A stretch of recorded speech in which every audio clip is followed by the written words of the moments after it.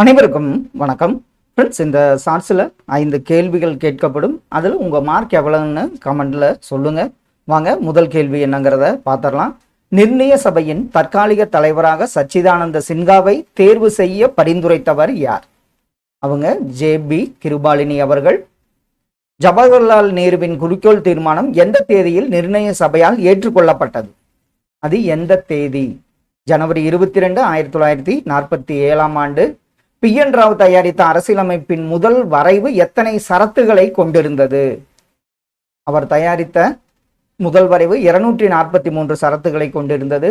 பாகிஸ்தான் பிரிந்து சென்ற பிறகு இறுதியாக எத்தனை உறுப்பினர்கள் இந்திய அரசியலமைப்பில் கையெழுத்திட்டனர்?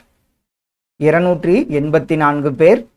1934இல் முதலில் அரசியலமைப்பு நிர்ணய சபைக்கான கோரிக்கையை முன்வைத்தவர் யார்? அவர் எம்.என். ராய் அவர்கள். ஃப்ரெண்ட்ஸ், இதில் உங்களுக்கு 5க்கு எவ்வளவு மதிப்பெண்ணு கமெண்ட்ல பண்ணுங்க. தேங்க்யூ.